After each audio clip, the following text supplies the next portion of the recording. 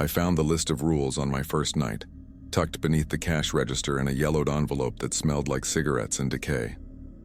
My name is Robert, I am 27 years old, and I should have walked away the moment I read those rules. But I needed the job, and jobs in Crossroads, Nevada were about as common as rain in the Mojave. So I stayed. God help me. I stayed. The gas station sits at the edge of Route 66, where the desert stretches endlessly in every direction, and the nearest town is 40 miles of cracked asphalt away. It is a relic from another era, with rusted pumps that somehow still work and a flickering neon sign that reads, "Open 24 hours" in angry red letters. The building itself is small, just a single room with a counter, a few shelves of overpriced snacks, and a bathroom that I've learned to avoid after 11 p.m. Mike was the one who hired me. He was a heavy-set man in his 50s with tired eyes and hands that shook when he held his coffee mug. We met at a diner in the center of Crossroads, what passed for the town center anyway. 3 buildings, a stoplight that had not worked in decades, and a population that could not have been more than 200 souls. "You ever worked nights before?" Mike asked me, not meeting my eyes as he stirred sugar into his coffee for the 3rd time. "Some," I lied. "I do not mind the quiet."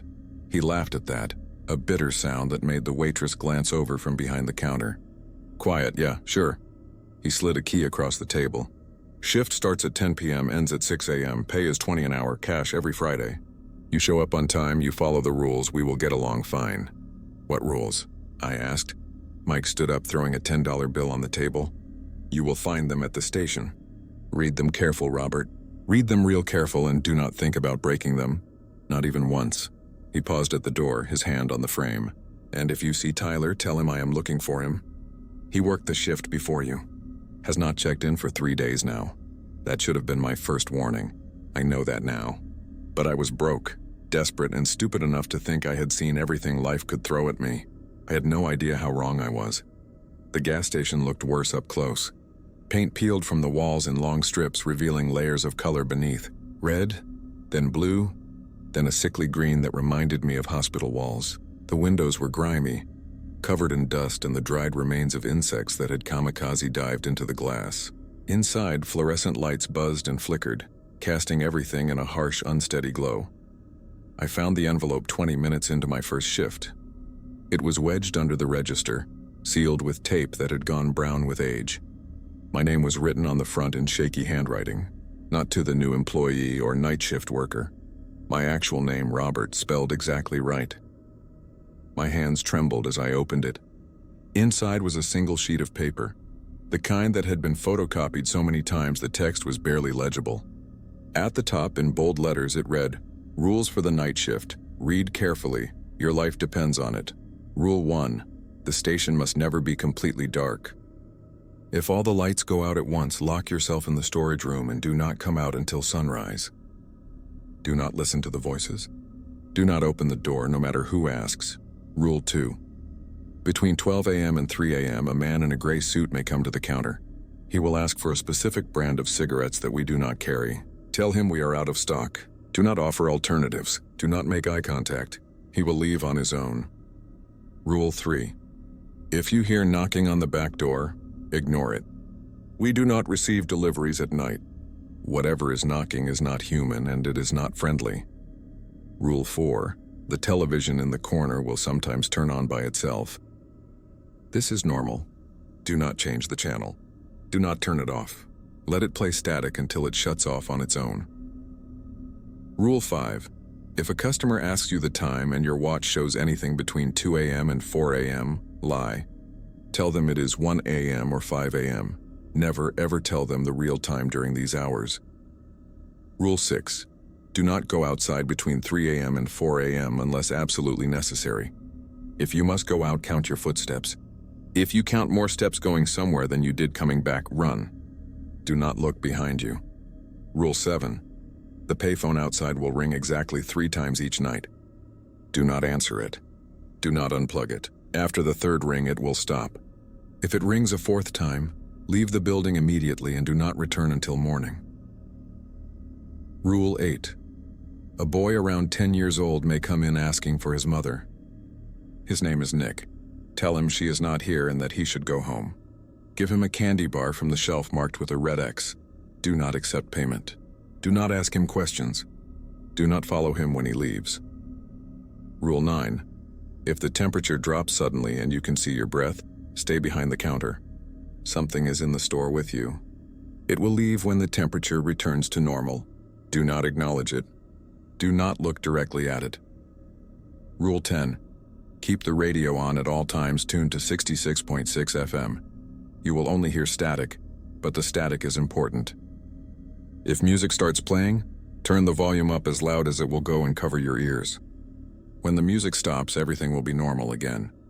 Rule 11. If a truck pulls up with no driver visible inside, do not serve it. Lock the doors and turn off the outside lights until it leaves. It will leave. Eventually. Rule 12. Check the bathroom every hour. If the door is locked from the inside and you hear water running, leave it alone. It will unlock itself before your shift ends. Do not try to force it open. Rule 13. If you see Tyler, do not speak to him. Do not acknowledge him. Tyler is not working here anymore. Tyler is not anywhere anymore. Rule 14. At exactly 5 a.m., a woman with red hair will come in and buy a coffee. Black, no sugar. Make the coffee fresh, even if there is already a pot brewed. Charge her exactly $1. She will leave a $5 tip. Put the tip in the envelope under the register. Do not spend it. Do not take it home. Rule 15. If anything not covered in these rules happens, use your best judgment. Trust your instincts, and remember that not everyone who looks human is human. I read the rules 3 times, my mouth going drier with each pass. It had to be a joke. Some kind of hazing ritual for new employees. I laughed, but the sound died quickly in the empty store. The fluorescent lights buzzed overhead, and somewhere in the building I heard a pipe groan. My shift started at 10 p.m. For the first hour, nothing happened. A few cars pulled in, bought gas, paid in cash or card, and left. Normal people doing normal things. A couple in their 60s asked for directions to Barstow. A trucker bought coffee and a sandwich. A woman with a crying baby paid for diapers and formula and looked like she had not slept in days. At 11:30 p.m., the television in the corner turned on by itself. I froze, watching as the screen flickered to life, showing nothing but black and white static. The volume was low, just a soft hiss that barely rose above the hum of the refrigerators. Rule 4 echoed in my mind. Do not change the channel. Do not turn it off. Let it play static until it shuts off on its own. I left it alone. I stocked shelves, organized the cigarettes behind the counter, and tried to ignore the television. It stayed on for 47 minutes before the screen went dark again. My hands had not stopped shaking the entire time. At 12:14 a.m., the man in the gray suit walked in. I did not hear the door open. I did not hear footsteps. One moment I was alone, and the next he was standing in front of the counter. He was tall, maybe 6.5 feet, wearing a suit that looked like it had been expensive once but was now worn and stained. His face was pale, almost gray, and his eyes were the wrong color. Not blue or brown or green, the color of television static. Do you have Morley cigarettes? His voice was flat, emotionless, like a recording played through a broken speaker. My throat tightened. Rule 2. Tell him we are out of stock. Do not offer alternatives. Do not make eye contact. We are out of stock, I said, staring at the counter between us. I could see his hands, long-fingered and bone-white, resting on the scratched surface. Silence. 5 seconds. 10, 15. Thank you, he said finally. And when I looked up, he was gone. The door had not opened. The bell had not rung. He had simply ceased to exist. I spent the next hour trying to convince myself I had imagined him. Exhaustion, I told myself. Stress, the power of suggestion from those stupid rules. But I could still see the marks his hands had left on the counter. 2 perfect handprints in frost that melted slowly under the fluorescent lights. At 1:47 a.m., the knocking started. 3 sharp raps on the back door, the one that led to the storage room and the alley behind the building. I stared at the door, watching it shake slightly with each impact. 3 more knocks, then 3 more. Rule 3. If you hear knocking on the back door, ignore it. We do not receive deliveries at night.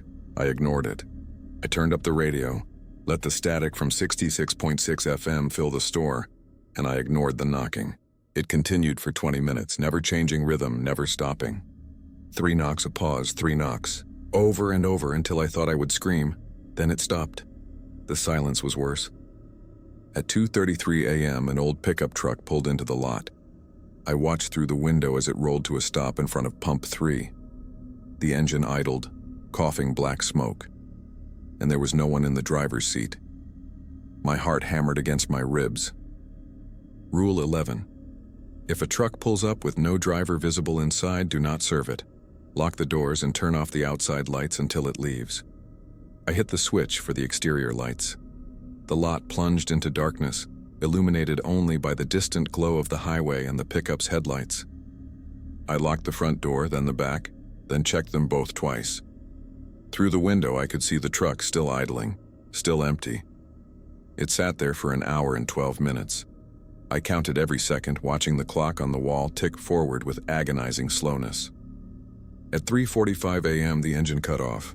The headlights died, and when I turned the exterior lights back on, the truck was gone. No tire marks, no oil stains, nothing to prove it had ever been there at all. I checked the bathroom at 4 a.m. like the rules instructed. The door was locked and I could hear water running inside, the steady rush of the sink at full blast. I put my hand on the knob and felt it vibrate under my palm. From inside came another sound, barely audible under the water. Humming. A woman's voice humming a lullaby I almost recognized. I walked away. I did not look back. Rule 12 said it would unlock itself before my shift ended, and I was not about to test whether that was true. At exactly 5 a.m., the woman with red hair walked in. She was younger than I expected, maybe 30, with pale skin and eyes so green they almost seemed to glow in the harsh light. She did not look at me, did not acknowledge my existence at all. She simply walked to the coffee station in the corner and waited. I made fresh coffee, my hands steadier now that the ritual felt almost normal. Black, no sugar. I poured it into a paper cup and brought it to the counter. She was already there waiting, a dollar bill in her hand. $1, I said. She handed me the bill and took the coffee. Then she reached into her purse and pulled out a $5 bill, placing it carefully on the counter. She did not say a word. She turned and walked out, and I watched her disappear into the pre-dawn darkness. I put the $5 in the envelope under the register. There were other bills inside, dozens of them, all fives. I did not count them. I sealed the envelope and tried not to think about how many night shifts had come before mine. The sun rose at 6:22 a.m. Mike arrived at 6:30 a.m. looking even more tired than he had the day before. He did not ask how my night went. He just checked the register, counted the cash, and nodded once. "You followed the rules," he said. It was not a question. "Yes," I replied. "Good. Same time tonight." He paused, reaching into his pocket. "Here. You will need this." He handed me a small stone, smooth and black, with a symbol carved into its surface that hurt to look at directly. "Keep it in your pocket during your shift. Do not lose it. Do not leave it at home." "What is it?" Mike's expression did not change. "Insurance. Come back tonight, Robert, and keep following the rules." I went home to my rented room above the hardware store, lay down on the creaking bed, and did not sleep. Every time I closed my eyes, I saw the man in the gray suit, his static eyes staring through me. I heard the knocking on the back door, steady and insistent. I felt the cold air from the locked bathroom seeping under the door. But I went back that night, and the night after, and the night after that. Because the thing about Crossroads, Nevada is that once you start working at the gas station, once you read the rules and survive your first shift, you cannot leave. Not really.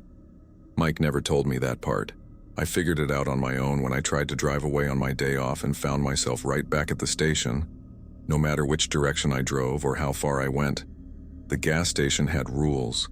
And the first rule, the one they do not write down, is simple. Once you are in forever. Or until the station decides it is done with you. Week 2 started with Michael. I had just unlocked the front door at 10 p.m. when a car pulled into the lot. It was a sedan, dark blue, with mud caked on the wheel wells and a cracked spider webbing across the windshield. The driver got out slowly, stretching like he had been on the road for days. He was tall and lean, maybe in his mid-30s, with dark hair and a jawline sharp enough to cut glass. "Evening," he said, walking up to the door as I held it open. "Long drive, you got coffee?" "Fresh pot," I told him, gesturing to the corner station. "Help yourself." His name was Mikkel. I learned that when he paid, sliding his credit card across the counter with fingers stained black with engine grease. "You are new here," he said. It was not a question. 2 weeks, I admitted. He smiled, but it did not reach his eyes. 2 weeks. That is good. That is longer than most. He took a sip of his coffee, grimaced, and added 3 sugars. "You read the rules yet?" My entire body went cold. "How did you know about the rules?" "Because I worked here once 5 years ago. Lasted 3 months before I got smart and left." He glanced around the store, his expression tightening. "Except I did not really leave, did I? I drive Route 66 now. Back and forth, California to Oklahoma, Oklahoma to California. I stop here every time. Cannot help myself. It is like the road just bends, and suddenly I am here again, standing at these pumps, walking through that door." "That is impossible," I said, but my voice cracked on the last word. Mikhail laughed. Yeah, it is, but here we are." He finished his coffee and crushed the cup in his hand. "Listen, Robert, whatever you do not break the rules. Not even once. I broke Rule 6, went outside between 3 a.m. and 4 a.m. to change the price sign, counted my steps on the way out. 15 exactly. Counted 37 on the way back." "What happened?" I whispered. I looked behind me. His hand moved to his neck, pulling down his collar. There was a scar there, white and jagged, like something had tried to tear his throat out. "It is still out there, waiting. Every time I come back here, I can feel it watching." He left without another word. I watched his car pull onto Route 66, heading east, and I wondered if he was telling the truth. I wondered if I would end up like him, trapped in an endless loop of highway and horror, bound to this place by rules I did not understand. At 12:29 a.m. the boy came in. He was small, maybe 10 years old, with blonde hair and wide blue eyes that shone with unshed tears. He wore pajamas, cartoon characters I did not recognize dancing across the fabric. His feet were bare, pale and dirty from the desert floor. "Excuse me," he said, his voice high and trembling. "Have you seen my mother?" "Nick." Rule 8. The boy's name was Nick. "She is not here," I said, forcing my voice to remain steady.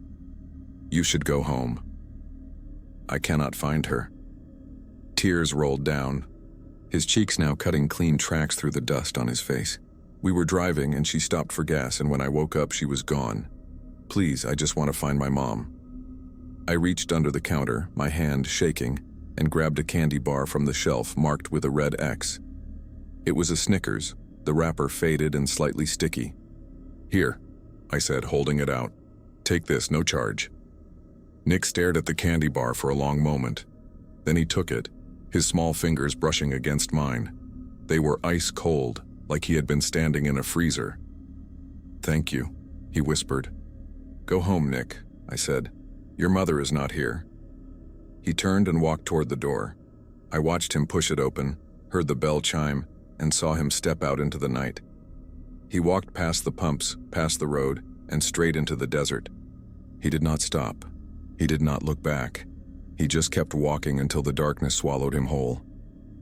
I wanted to call out. I wanted to run after him. But Rule 8 was clear. Do not follow him when he leaves. So I did not.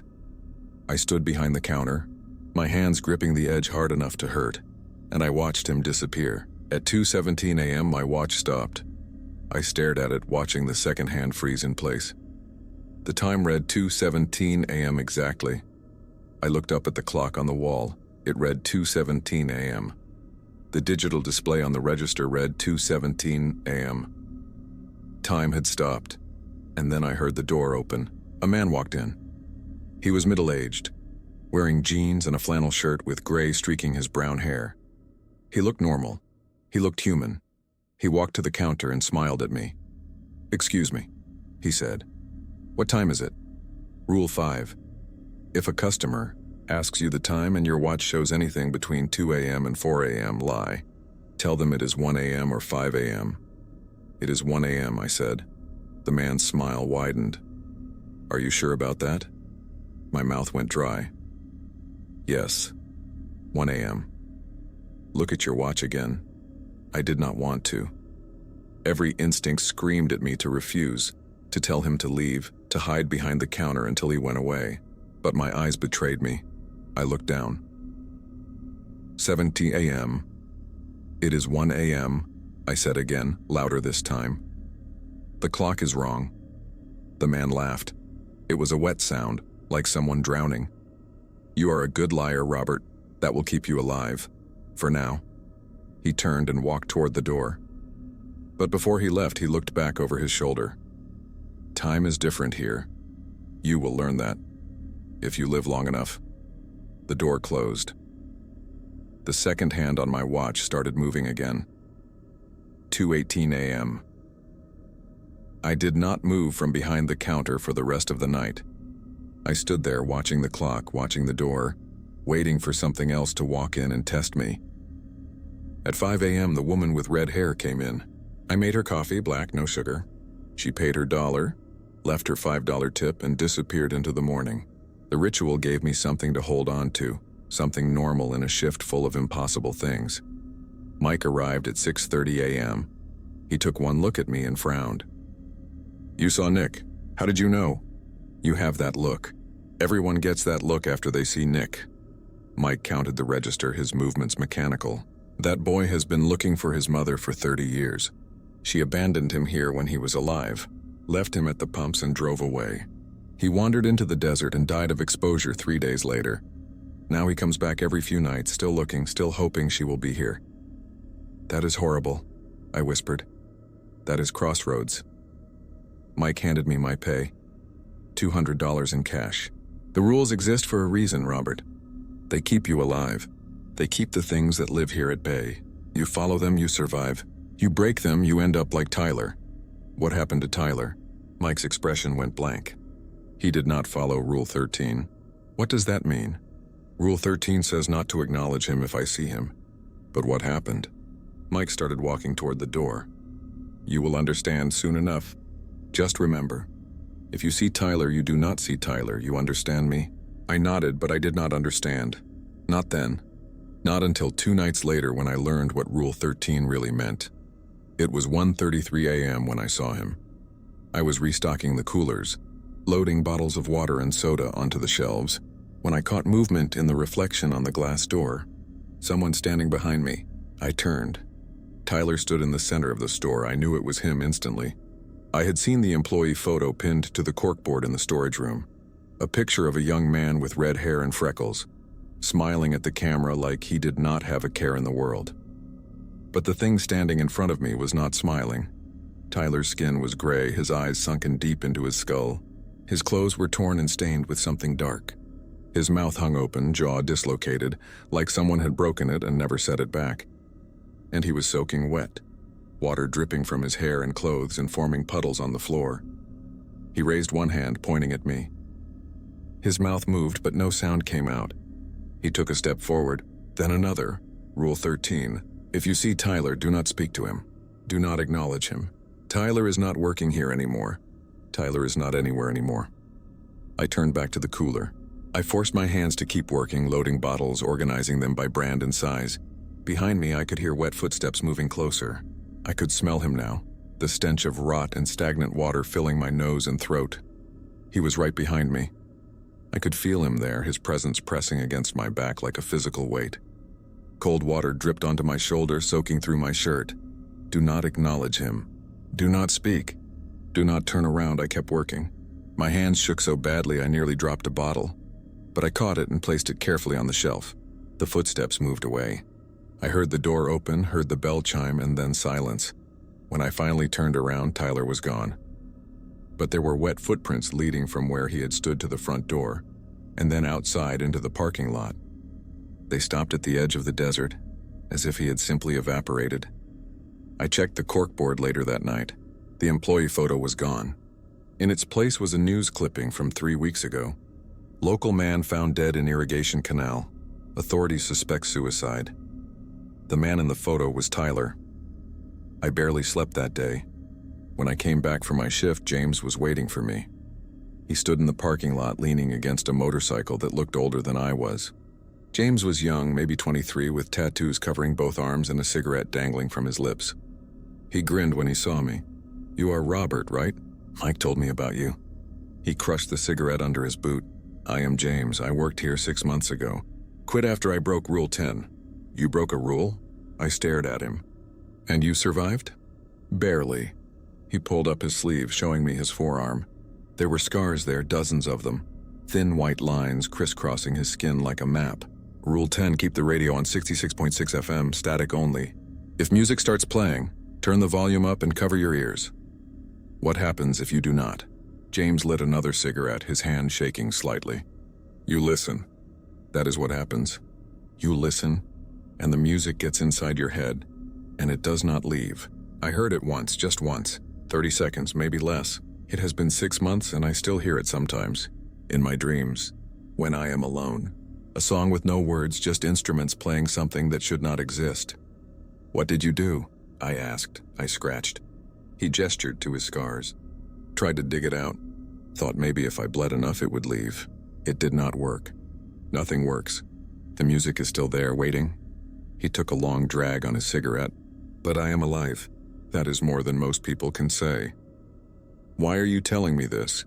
James smiled, but there was no humor in it. "Because you need to know that the rules are not suggestions. They are not guidelines. They are the only things standing between you and whatever it is that lives in this place. You follow them exactly, Robert. No exceptions. No mistakes. Because if you break even one rule, you will end up like Tyler. Or like me. And trust me, being like me is not much better than being dead." He climbed onto his motorcycle, kick-started it, and roared off into the night.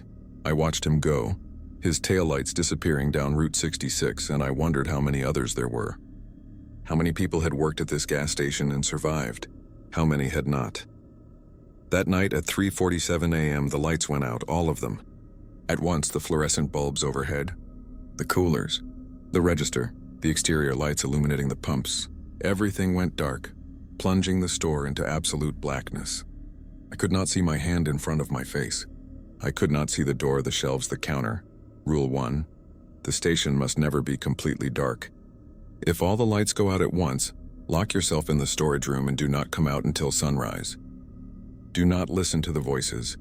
Do not open the door no matter who asks. I ran. I did not think, did not hesitate. I ran toward where I knew the storage room door should be, my hands outstretched, praying I would not trip over something in the dark. My fingers hit the door frame, found the knob, twisted it. The door opened and I stumbled inside, slamming it behind me and locking it. The storage room was pitch black. I fumbled for my phone, turned on the flashlight, and the weak beam illuminated boxes of supplies, crates of motor oil, and shelves stacked with inventory. I pressed my back against the far wall and tried to control my breathing. And then I heard the voices. They started soft, almost too quiet to hear. Whispers coming from the other side of the door. Then they grew louder. Multiple voices overlapping, saying things I could not quite make out. I heard my name. I heard Mike's voice, then Michiel's, then James's. They were all outside the door, calling to me, begging me to let them in. "Robert, please. Something is out here. It is going to kill me. Open the door. Robert, you have to help me. I am hurt. I need you, please. Robert, this is Mike. There has been an emergency. You need to come out right now. Do not listen to the voices. Do not open the door, no matter who asks." I covered my ears, but the voices seeped through, growing more desperate, more panicked. They screamed. They cried. They pounded on the door so hard I thought the wood would splinter. I heard my mother's voice, though she had been dead for 3 years.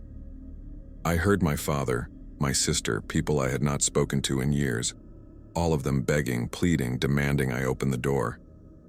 I do not know how long it lasted. Minutes, hours.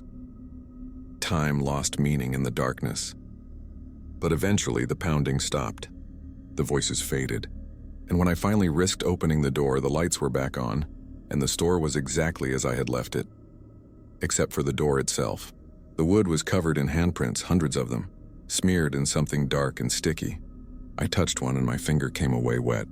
Not blood, something else. Something that smelled like burning metal and rot. I cleaned the door before Mike arrived. I did not mention what had happened. I did not need to. He saw the look on my face and nodded once, satisfied. You followed Rule 1, he said. Good. You are learning. The weeks blurred together after that. Every night brought new horrors, new tests. The payphone rang its 3 times and I ignored it. The temperature dropped and I saw something moving between the shelves. A shape that was almost human but not quite, its joints bending in ways that defied biology. The television turned itself on, played static for exactly 47 minutes, then shut off. The man in the gray suit came back, asked for his cigarettes, accepted my answer, and left. I learned the rhythms of the gas station. I learned which rules were tested most frequently, which nights were worse than others. Thursdays were always bad. The things that came on Thursdays were hungrier, more aggressive. Sundays were quiet, almost peaceful, as if even the monsters took the Sabbath off. I learned to recognize the regulars. The woman with red hair always came at 5 a.m. The boy named Nick appeared every 3 to 5 nights. The man in the gray suit came twice a week like clockwork. There were others too. A trucker with no eyes who paid for gas in coins that turned to rust by morning. A woman in a business suit who asked for directions to places that did not exist. A dog that walked on its hind legs and stared at me through the window for hours before wandering back into the desert. And then, on the 43rd night of my employment, something new happened. It was 2:47 a.m. when a car pulled into the lot. A station wagon, wood paneling on the sides, the kind my grandparents used to drive. A woman got out, middle-aged with brown hair and a tired face. She walked inside and smiled at me. "Good morning," she said. Her voice was normal, human. Nothing in her appearance suggested she was anything other than a regular customer. "Morning," I replied. "Can I help you? I am looking for my son. His name is Nick. Have you seen him?" My blood turned to ice. Nick's mother, the woman he had been looking for all these years, she was here, standing in front of me, asking about her son. But Nick's mother had abandoned him 30 years ago. Nick's mother had driven away and left him to die, which meant the woman standing in front of me could not be real, could not be human. None of the rules mentioned Nick's mother. None of them told me what to do in this situation. Rule 15. If anything not covered in these rules happens, use your best judgment. Trust your instincts. My instincts told me to run. My instincts told me this was a trap, a test, something designed to see if I would break. But I stood my ground, my hand moving slowly toward the stone in my pocket, the black stone Mike had given me weeks ago. "I have not seen him," I said carefully. "What does he look like?" "He is 10 years old, blonde hair, blue eyes. He is wearing his pajamas, the ones with the little cartoon characters." Her smile widened. "Have you seen him?" "No," I lied. "I am sorry." Her expression did not change. "Are you sure? Because I think you are lying to me, Robert. I think you know exactly where my son is." She took a step closer. Her shadow, cast by the fluorescent lights, was wrong. It moved independently, stretching across the floor like grasping fingers. Her eyes, which had been brown, were now black from edge to edge. Her smile stretched too wide, showing too many teeth. "Tell me where my son is," she said, and her voice was no longer human. It was the sound of grinding glass, of metal scraping metal, of screams buried under static. I squeezed the stone in my pocket. It grew warm, then hot, until I thought it would burn through my palm. But I held on. "Get out," I said. "You are not his mother. You are not human. Get out of my store." The thing wearing the woman's face tilted, its head at an unnatural angle, bones cracking audibly. "Clever boy, clever, clever boy." Its voice shifted, cycling through dozens of different tones. Man, woman, child, something ancient and inhuman. "But you cannot protect him forever. He will keep coming back. And one night one of us will take him home." It turned and walked toward the door. But instead of opening it, the thing simply passed through the glass like it was water. I watched it climb into the station wagon, and the car reversed out of the lot. When it reached the road, it did not turn onto Route 66. It drove straight into the desert and the sand swallowed it whole. I called Mike. It was 3 a.m., but he answered on the first ring like he had been waiting for my call. "What happened?" he asked. "Something came in. Something pretending to be Nick's mother. It knew my name. It knew about Nick." My voice shook. "None of the rules covered it. But you handled it," Mike said. It was not a question. "The stone worked." "Yes." "Good. That means you are stronger than Tyler was. Stronger than most." He paused. "Robert, I need to tell you something. Something I should have told you on your first day. The gas station is not just a gas station. It is a threshold. A place where the boundaries between worlds are thin. Things slip through. Things that should not exist. The rules keep them contained. Keep them from spreading beyond crossroads. And people like you and me, we are the gatekeepers. We stand watch. We make sure nothing gets out." "Why me?" I asked. "Why did you hire me?" "Because you were dying," Mike said quietly. "Maybe not physically, but inside, you were hollow, lost. People like that, they can see the things that live here. They can survive here. Normal people, happy people, they cannot handle the truth. It breaks them. But you were already broken when you came to Crossroads. This place just gave you a purpose." He hung up before I could respond. I sat behind the counter until sunrise, the stone still warm in my pocket, and I thought about what Mike had said. He was right. I had been hollow when I arrived in Crossroads. Drifting from town to town, job to job, running from a life that had fallen apart years ago. I had nothing to lose, nothing to live for. But now, standing in this impossible place, following rules that defied logic, facing horrors that should not exist, I felt alive for the first time in years. Terrified, yes, exhausted, absolutely, but alive. At exactly 5 a.m., the woman with red hair came in. I made her coffee, black, no sugar. She paid her $1 and left her $5 tip. The ritual was comforting in its predictability. When she left, I noticed something I had never seen before. She left no footprints. The dust on the floor, disturbed by every other customer who walked through the door, remained undisturbed where she had walked. I added the $5 to the envelope under the register. There had to be thousands of dollars in there by now. I wondered what it was for. What happened to all that money? Mike arrived at 6:30 a.m. He looked older than usual, his face drawn and gray. "You did good last night, Robert. Real good." He counted the register, then pulled out the envelope of $5 bills. "Come with me." I followed him to the storage room. He moved aside a stack of boxes, revealing a door I had never noticed before. It was old, the wood warped and stained, with symbols carved into the frame that hurt to look at directly. Mike pulled out a key and unlocked it. "Every dollar that woman leaves is a payment," Mike explained. "Payment to keep something locked away. Something that tried to get out 30 years ago. Something that killed 6 people before we managed to trap it." He opened the door, revealing a staircase descending into darkness. "Once a month we have to take the money down there and leave it at the door that is keeping it contained." "What is down there?" I whispered. "You do not want to know." Mike started down the stairs. "But you need to learn how to do this. Because one day I will not be here anymore and someone has to keep feeding it." The stairs went down for what felt like miles. The air grew colder with each step, and I could hear something in the distance. Breathing, slow and rhythmic, like a sleeping giant. The walls were covered in more of those painful symbols, carved so deep they went through the concrete into the earth beyond. At the bottom of the stairs was another door. This one was metal, thick and heavy, with chains wrapped around it and a slot at the bottom like a mail chute. Mike knelt down and began feeding the $5 bills through the slot one by one.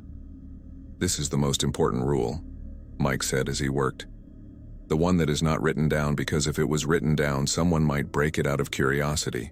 Once a month, on the first Sunday after the full moon, you take the money from the envelope and bring it down here. You feed it through this slot. All of it. Every bill. And then you leave. You do not look through the slot. You do not knock on the door. You do not speak to what is on the other side, no matter what it says to you. As if responding to his words, something on the other side of the door moved. I heard chains rattling. I heard a voice, muffled and distorted, speaking words in a language that predated humanity. "It is hungry," Mike said. "It is always hungry. The money is not really what it wants, but the ritual keeps it satisfied, keeps it contained." He fed the last bill through the slot. "There, that will hold it for another month." We climbed the stairs in silence. When we reached the storage room, Mike locked the door and replaced the boxes. "You will do this next month," he said. "I will show you when. But you needed to see it now, to understand what we are really protecting people from." I went home and did not sleep. I could still hear that breathing, that voice speaking in tongues older than civilization. I could still feel the cold emanating from that metal door. But I came back that night, and the night after, and every night for 3 more weeks. On my 64th night, I met the last person I ever expected to see. It was 1:15 a.m. when a police car pulled into the lot. My stomach dropped. I had not seen any police in Crossroads, had not seen any sign of law enforcement at all. The door opened, and a woman in a deputy's uniform stepped out. She was young, maybe my age, with dark hair pulled back in a tight bun and sharp eyes that missed nothing. She walked to the counter and smiled, but it was a professional smile, the kind cops give when they are on duty. "Evening. I am Deputy Sarah Morrison. I am new to the area." She pulled out a small notebook. "I am trying to locate a man named Tyler Reed. His family reported him missing 3 weeks ago. The last known activity on his credit card was at this gas station. You know anything about that?" Something felt wrong about her. The way she stood too still. The way her shadow did not quite match her movements, but she looked human enough. "I do not know anyone named Tyler," I said carefully. "I have only been working here for 2 months. 2 months. That is interesting." She flipped through her notebook. "Because the owner, Mike Patterson, told me he hired you 9 weeks ago. That is a pretty big discrepancy, do you not think?" 9 weeks. She was right. When had it become 9 weeks? I had lost track of time somewhere between the endless nights and the impossible horrors. Days had blurred together until I could not remember anymore when I had started this job. "I must have miscounted," I said. Deputy smiled wider. "You know what else is interesting? There are no records of you before you arrived in Crossroads. No employment history, no credit cards, no social media. It is like you did not exist until you walked through that door." She leaned forward. "So tell me, Robert, who are you really? And what happened to Tyler Reed?" Rule 15. Use your best judgment. Trust your instincts. My instincts told me this was another test. Another thing wearing a human face. Trying to trick me into breaking a rule I did not know existed. "I think you should leave," I said. "I do not think so." She reached for her belt, and I tensed, expecting a weapon. But instead she pulled out a photograph. She laid it on the counter and I looked despite myself. It was a picture of Tyler. Not the corpse I had seen soaking wet in the middle of the store, but Tyler alive. Tyler smiling. Standing next to a woman and a little girl, his arm around them both, looking genuinely happy. That is his wife, Amanda. That is his daughter, Sophie. She is 6 years old. She asks about her daddy every night. Deputy's voice had lost its professional edge. Now it was raw, angry. "So I'm going to ask you one more time. What happened to Tyler Reed?" I stared at the photograph, at the little girl's smile, at the way Tyler held them both like they were the most important things in the world. "He killed himself," I said quietly. "He drowned himself in an irrigation canal 3 weeks ago. It was in the newspaper." "I know what the official story is," she snapped. "But I also know that Tyler was not suicidal. I know that something happened to him while he worked here. And I know that you know what it was." She was not going to leave. She was going to keep pushing, keep asking questions until I either told her the truth or she found it herself. And if she started investigating, if she started digging into the gas station's history, she might uncover something that should stay buried. Or maybe that was exactly what she wanted. Maybe she was another monster trying to break me, trying to get me to violate some unspoken rule. Tyler broke the rules, I said finally. He saw something he should not have acknowledged. And it took him. Deputy's expression did not change. What rules? I pulled out the envelope from under the register and handed it to her. Read them. Then decide if you really want to know what happened. She opened the envelope and read the rules in silence. I watched her face carefully, looking for any sign that she was not human, that she was just another thing in disguise. But she looked genuinely shocked, genuinely horrified. This is insane, she whispered. Yes, I agreed, but it is also true. She looked up at me. You follow these rules every night? Every night I want to survive. Deputy folded the rules carefully and handed them back. Show me. Show you what? Show me that it is real. Show me one of these things you are talking about. I checked the clock. 47 a.m.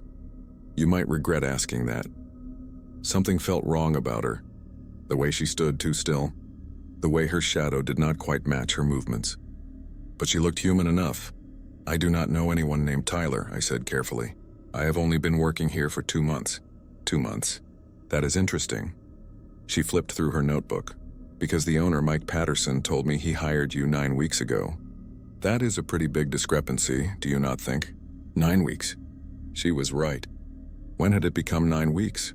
I had lost track of time somewhere between the endless nights and the impossible horrors. Days had blurred together until I could not remember anymore when I had started this job. I must have miscounted, I said. Deputy Morrison smiled wider. You know what else is interesting? There are no records of you before you arrived in Crossroads. No employment history, no credit cards, no social media.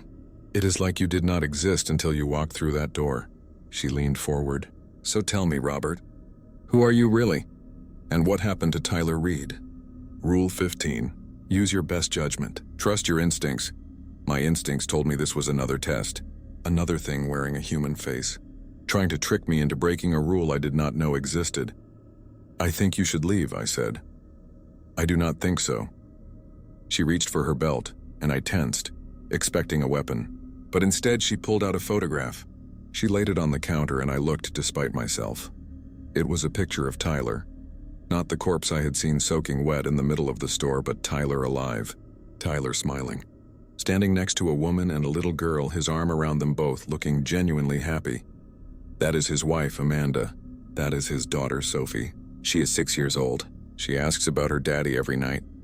Deputy Morrison's voice had lost its professional edge. Now it was raw, angry. So I'm going to ask you one more time. What happened to Tyler Reed? I stared at the photograph, at the little girl's smile, at the way Tyler held them both like they were the most important things in the world.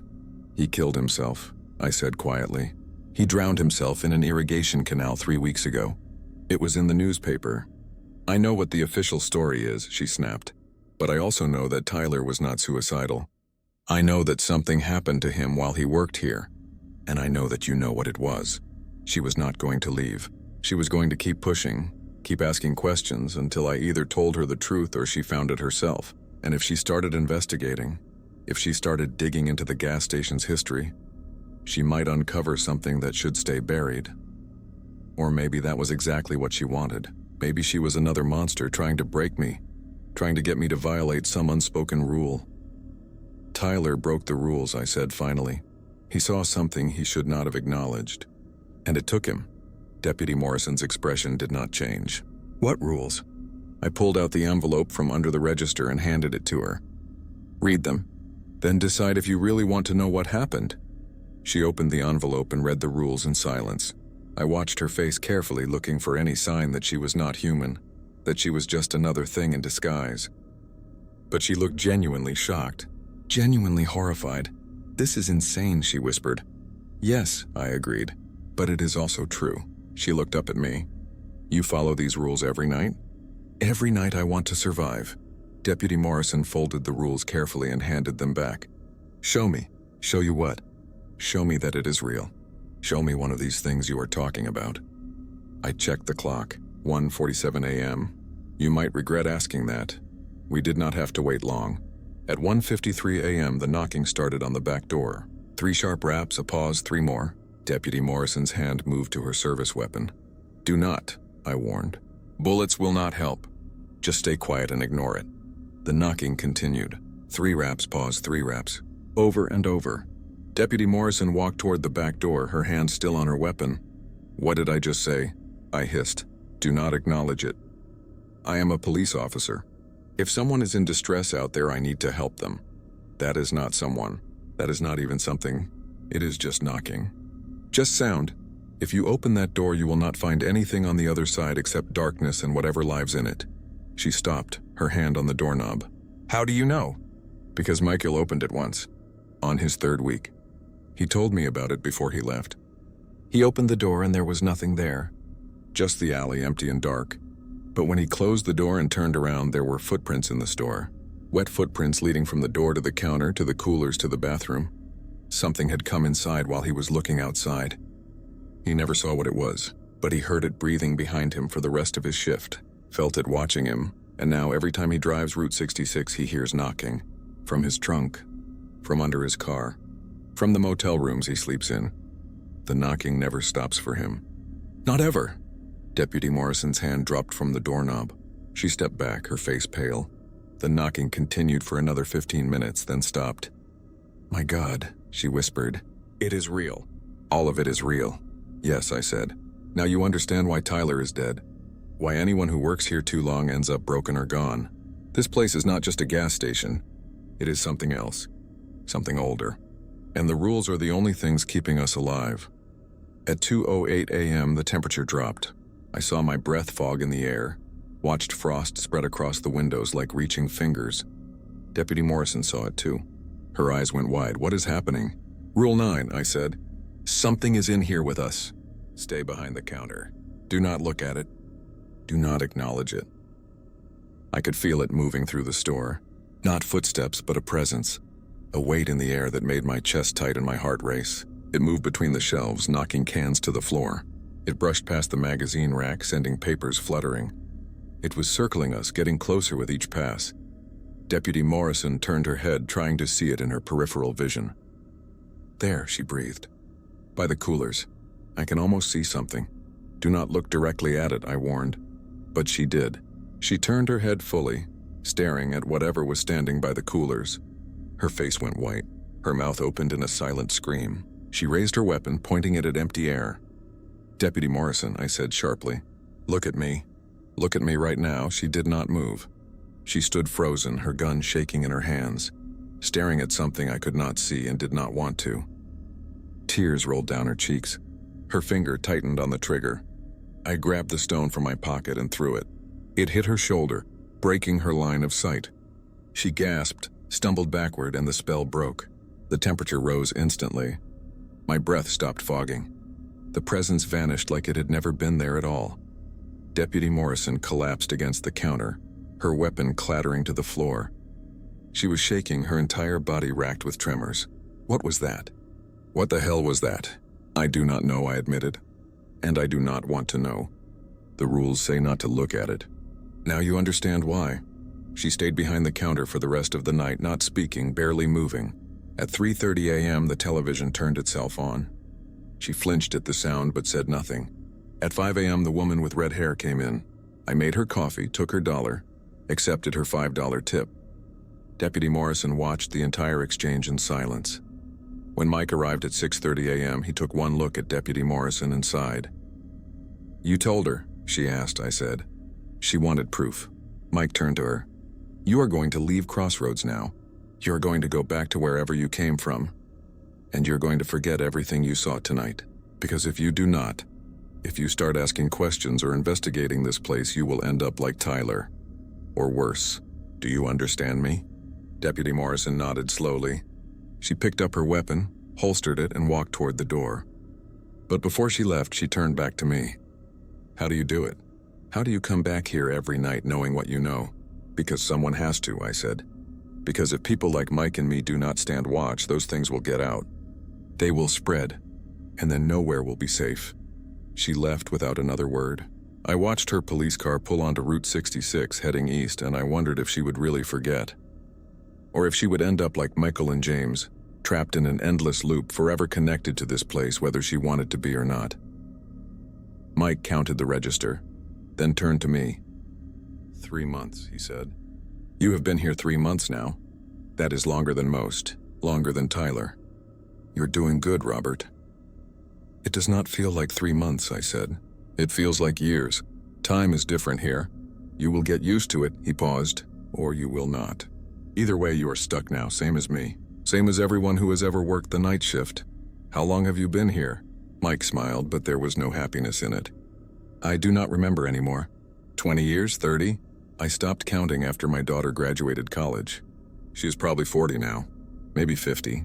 I would not even recognize her if she walked through that door. He pulled out an old photograph from his wallet.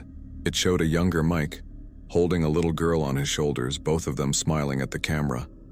I had a life once, a family. I gave it all up to keep this place contained, to keep the rules enforced, and one day you will do the same. You will forget your life before Crossroads. You will forget why you came here, and all you will remember are the rules and the shift and the endless nights. He put the photograph away and walked toward the door. Get some sleep, Robert. You have another shift tonight. I drove back to my room above the hardware store, but I did not sleep. I could not sleep. I kept thinking about what Mike had said. About forgetting my old life. About being trapped here forever. A prisoner to the gas station and its rules. I tried to remember my life before Crossroads. My family, my friends. The job I had before this one. But the memories were hazy. Like trying to recall a dream after waking. I remembered fragments. A sister's laugh. My father's disappointed face. Moving from city to city. Running from something I could not name, but the details were gone.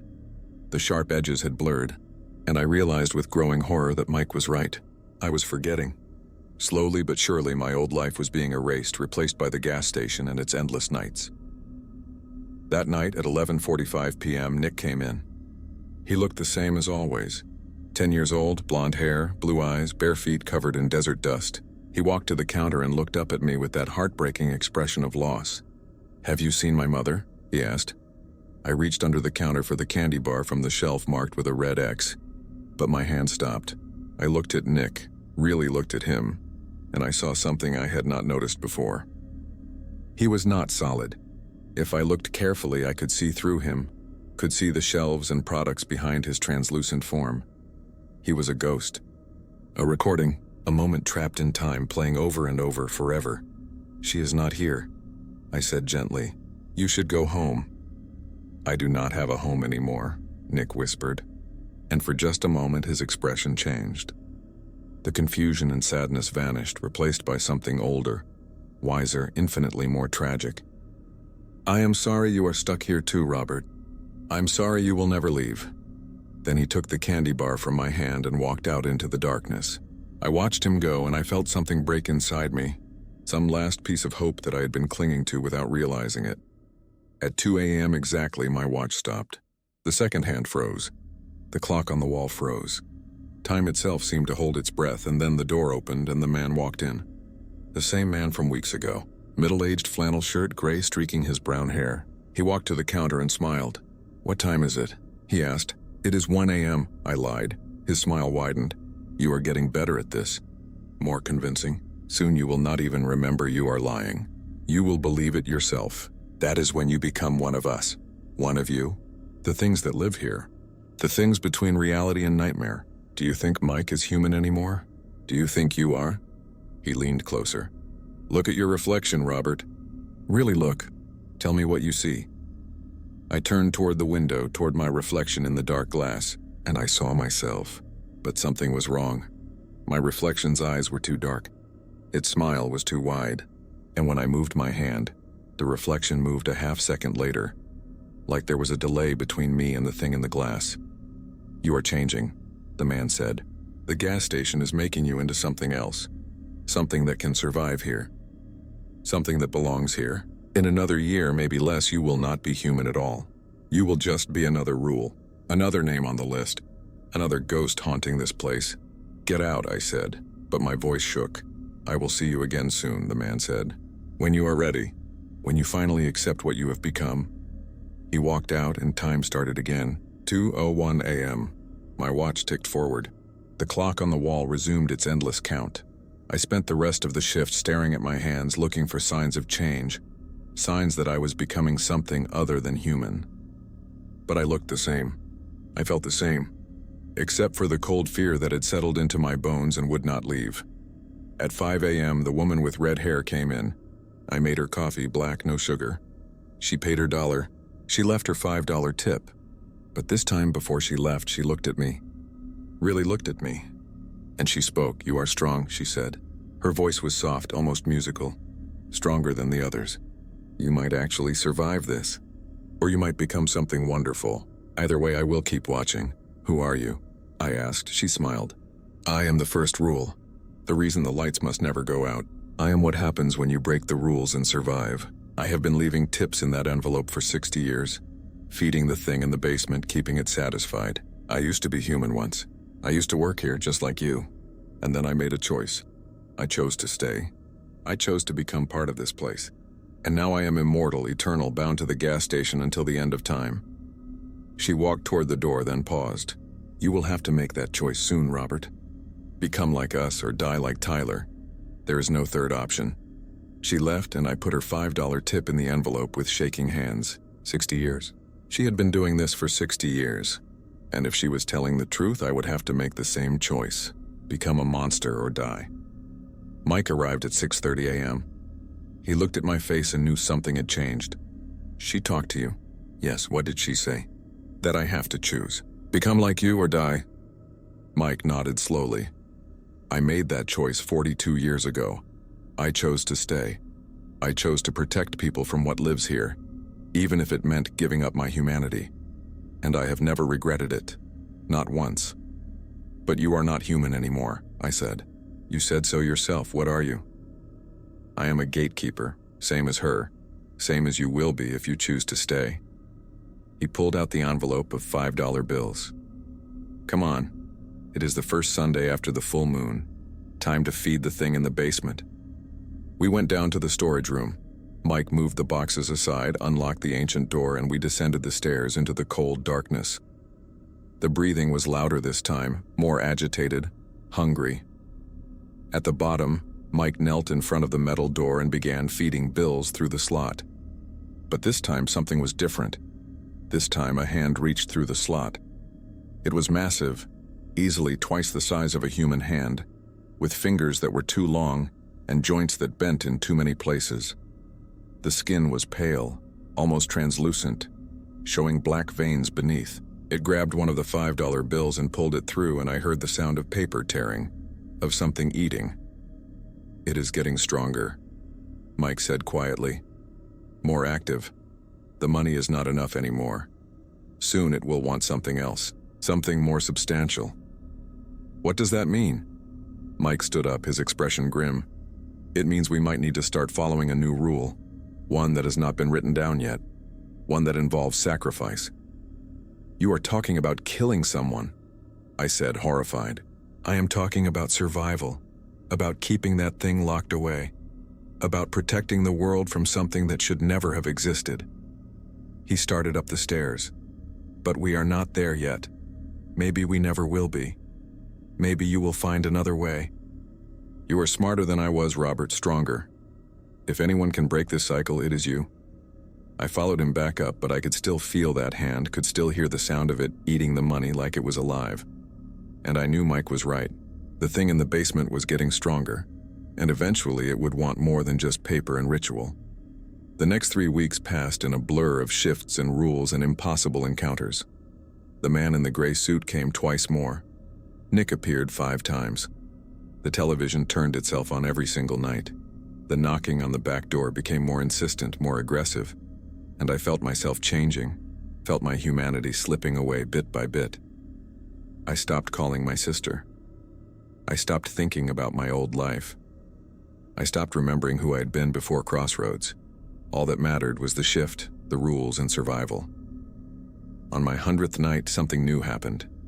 It was 3:15 a.m. when a bus pulled into the lot. Not a car or a truck, but a full-sized bus, the kind that carried passengers on long routes. It was old, maybe from the 1960s, with rusted panels and windows so dirty I could not see inside. The door opened, and people started getting off. They were dressed in clothes from different eras. A woman in a 1950s dress, a man in a World War II uniform. A child in clothing that looked Victorian, a teenager in 1980s punk rock attire. They walked toward the gas station in a single file line, their movements synchronized, their faces blank.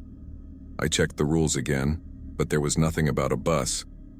Nothing about passengers. This was something new, something the rules had not anticipated. Rule 15. If anything not covered in these rules happens, use your best judgment. Trust your instincts. My instincts told me to lock the door, so I did. I hit the lock, pulled down the security shade, and backed away from the entrance. The passengers reached the door and stopped. They did not knock. They did not try to force their way in. They just stood there, waiting. And then they spoke. All of them at once, their voices overlapping, creating a sound that was almost musical. "Let us in, Robert. We are so cold. We have been waiting so long. Let us in, and we will tell you the truth. Let us in, and we will show you how to escape." I wanted to. God help me, I wanted to open that door and let them in, hear what they had to say, learn the truth about this place. But I remembered what the man in the flannel shirt had said. "You are changing. Soon you will not even remember you are lying." "No," I said out loud, "you cannot come in." The passengers tilted their heads in unison like puppets on the same string. "You will let us in eventually. They all do. Tyler let us in. That is why he died. Mike let us in. That is why he is trapped. The woman with red hair let us in. That is why she is not human anymore. And you will let us in too, Robert. Maybe not tonight. Maybe not tomorrow. But someday you will be so tired, so desperate, so broken, that you will open that door and let us in, and then you will become one of us." They turned in unison and walked back to the bus. They climbed aboard, the door closed, and the bus pulled out of the lot. It drove onto Route 66, heading east, and I watched it go until its taillights disappeared into the dark. I called Mike immediately. He answered on the second ring. "The bus came," he said before I could speak. "I know. I can feel it when something new arrives." "What were they?" "The passengers. The people who broke the rules and did not die. They are trapped between life and death, between human and something else. They ride that bus forever, going from place to place, looking for someone to let them in. And if you ever do, they will take you with them. You will join them on that bus, and you will ride Route 66 for eternity." He paused. "You did not let them in, did you?" "No." "Good. Then you passed the test. One more milestone. One more step toward becoming what you need to be." "And what is that?" I demanded. "What exactly am I supposed to become?" "Whatever this place needs you to be," Mike said. Then he hung up.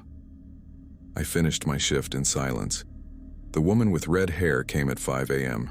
She made her own coffee this time, pouring it with practiced ease, like she had done it 1,000 times before. She left her $5 tip and walked out without a word. Mike arrived at 6:30 a.m. He counted the register, checked the storage room, and nodded his approval. "You are ready," he said. "Ready for what?" "To learn the last rule, the one that is not written down, the one that determines whether you stay human or become something else." He gestured toward the door. "Come with me. There is someone you need to meet." We drove in Mike's truck heading east on Route 66. The sun was rising, painting the desert in shades of gold and red. We drove for 30 minutes, then turned off onto a dirt road that led to an abandoned house. The house was small, barely more than a shack with boarded windows and a roof that had partially collapsed. Mike parked the truck and led me inside. In the center of the main room sat a man in a chair.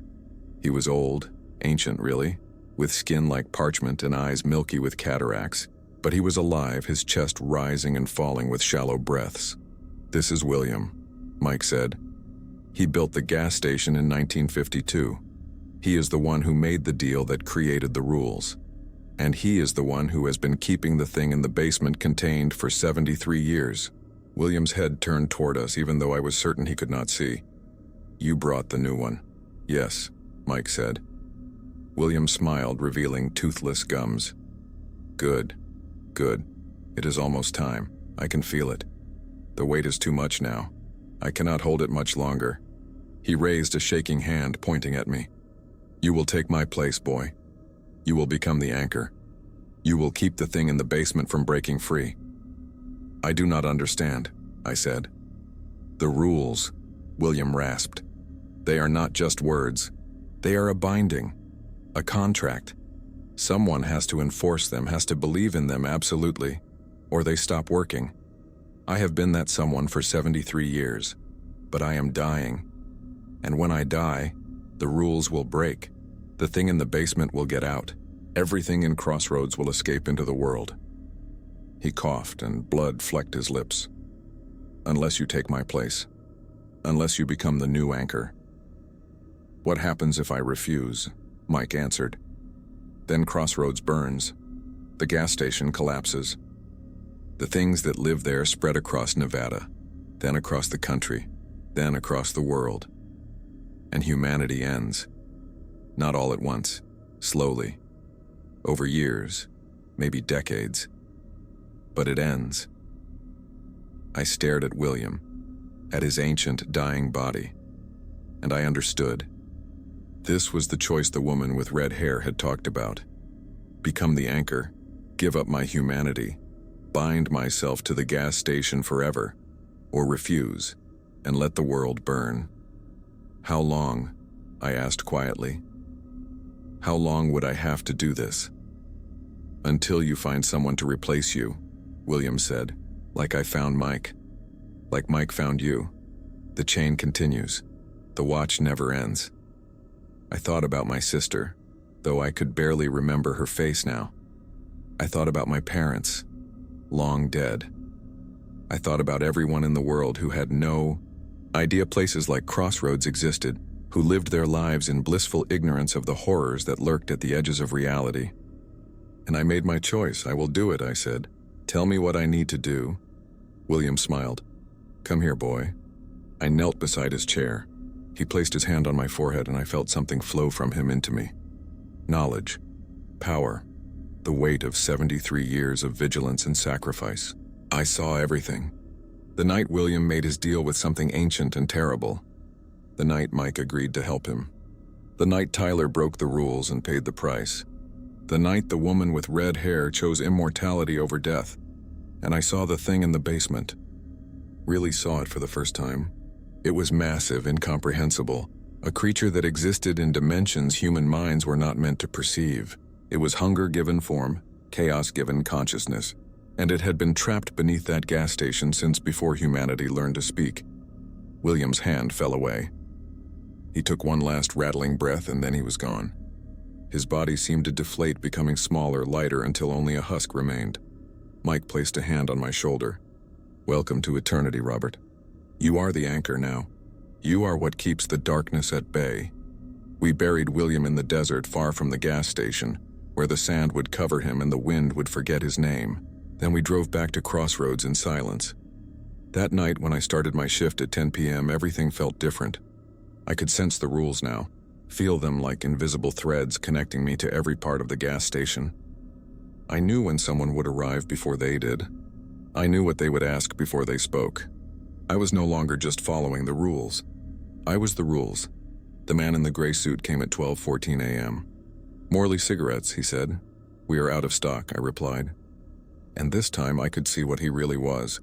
Not a man at all, but something wearing a man's shape, a creature from the spaces between moments. Nick came at 1:22 a.m. Have you seen my mother? She is not here.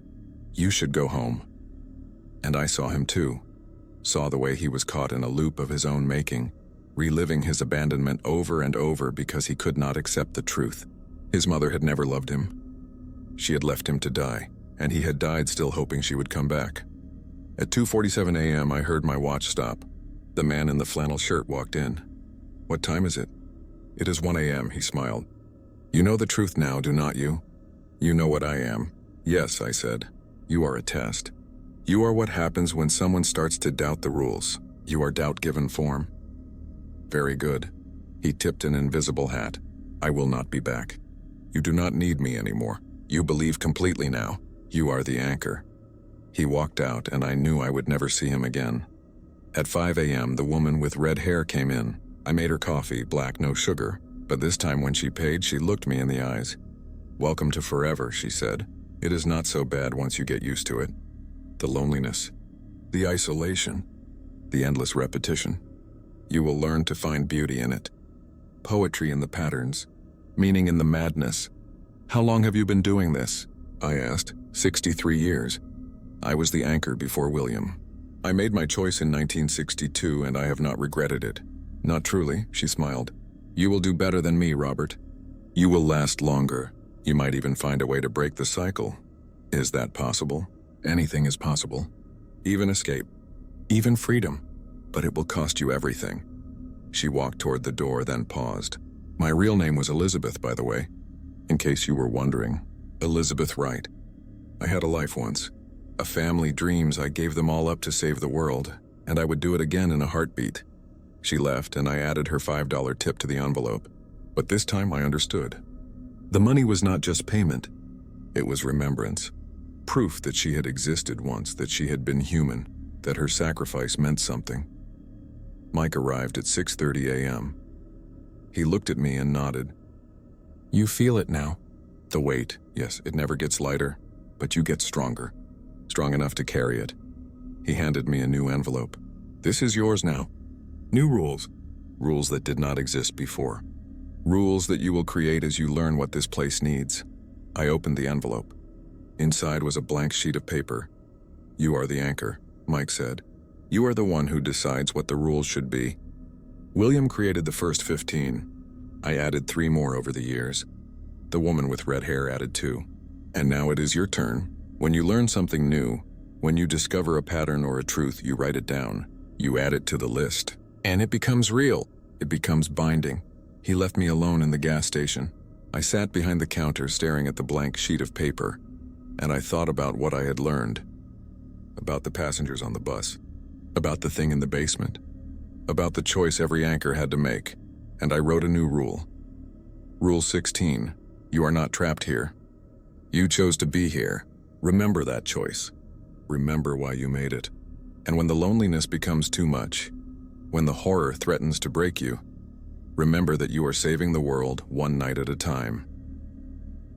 I put the paper back in the envelope and sealed it. Then I went home and slept for 12 hours, dreamless and deep. When I returned that night at 10 p.m., I found the envelope under the register. I opened it and my new rule was there, added to the bottom of the list in the same typeface as all the others, as if it had always existed. The gas station had accepted it. The rules had become real. That was 6 months ago.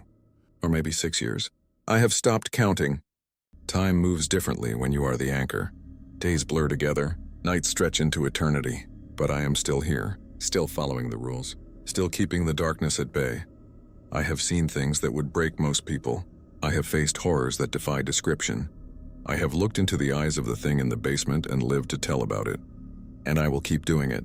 Night after night, shift after shift, until I find someone to replace me, someone like you. Because if you are reading this, then you are the one Mike has chosen. The one who will take my place when I cannot carry the weight anymore. You will find the list of rules under the register. You will read them carefully. You will follow them exactly. And one night, when you are ready, you will make the same choice I made. The same choice William made. The same choice Elizabeth made. You will become the anchor. You will save the world. And you will do it alone in the darkness. At a 24-hour gas station on Route 66 in Crossroads, Nevada, where the boundaries between worlds grow thin and monsters walk among us wearing human faces. This is my story. This is my warning. This is my gift to you. Follow the rules. Trust your instincts. And remember that you are stronger than you think. The gas station is waiting. The night shift never ends. And somewhere out there in the desert darkness, Mike is looking for your replacement. Good luck. You are going to need it. Robert, age 27 or 127, I cannot remember anymore. Night shift anchor, Crossroads gas station, Route 66, Crossroads, Nevada.